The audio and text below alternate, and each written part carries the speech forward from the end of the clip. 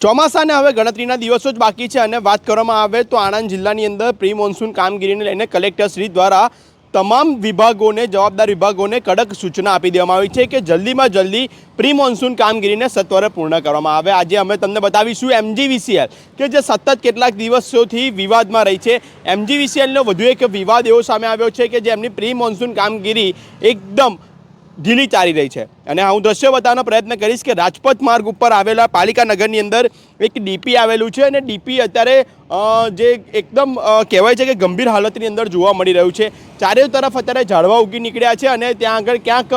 જે ડીપીની જે બોર્ડર લગાવવામાં આવી છે તે પણ અત્યારે કકડભૂસ થઈ જવા પામી છે, પરંતુ ક્યાંક આ MGVCLના જે અધિકારીઓ છે તેઓની આ બેદરકારી અત્યારે દેખાઈ રહી છે। અહીંયા આગળ જે પાલિકા નગર છે એટલે સોસાયટી છે, આજુબાજુ હું તમને દ્રશ્યો પણ બતાવીશ કે અહીંયા આગળ આજુબાજુની અંદર સોસાયટીઓ પણ આવેલી છે, તો સોસાયટીઓને લઈને પણ ક્યાંક કોકની જો અવર જવર થશે ક્યાંક ડીપીની અંદર કોઈક એવો બનાવ બન્યો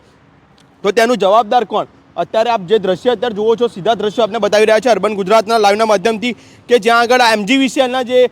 ઘોર નિંદ્રાની અંદર જે અત્યારે અધિકારીઓ જે સૂઈ રહ્યા છે તેમને આ ખાસ બતાવવા માગું છું કે જો આ તમારી છે પ્રી મોન્સૂન કામગીરી, જે અમે કલેક્ટર સાહેબને પણ અમે એક વિનંતી કરીએ છીએ કે સાહેબ તમે આ દ્રશ્યો પણ જોજો અને MGVCLના અધિકારીઓને બતાવજો, કારણ કે છેલ્લા ઘણા દિવસથી આપ જોઈ રહ્યા છો કે MGVCLની અંદર ઘણા બધા નાગરિકો જઈને હોબાળો કરતા હોય છે, ઘણા બધા નાગરિકો જઈને હલ્લાબોલ કરતા હોય છે, તો એનું મુખ્ય કારણ આ જ હોઈ શકે છે, કારણ કે MGVCLના અધિકારીઓને આ બધું ક્યાંય દેખાતું નથી। એટલા માટે અમે આજે આ દ્રશ્યો બતાવવા માગીએ છીએ। અમે MGVCLના ઉચ્ચ અધિકારીઓને પણ આ દ્રશ્યો બતાવવા માગીએ છીએ કે આ છે તમારા ડિપાર્ટમેન્ટની કામગીરી। હું એ દ્રશ્યો બતાવીશ કે જે બોર્ડર છે, સમગ્ર બોર્ડર પણ અહીંયા આગળ કકડભૂસ થઈ જવા પામી છે, પણ ક્યાંય આ MGVCLના જે અધિકારીઓ છે તે અહીંયા આગળથી ક્યાંય કોઈ પ્રકારે અહીંયા આગળ તકેદારી રાખતા નથી। અને ખાસ મહત્વની વાત એ રહી કે અહીંયા આગળ સ્થાનિકોએ પણ વારંવાર અહીંયા આગળ રજૂઆત કરી છે MGVCLની અંદર, પણ ક્યાંક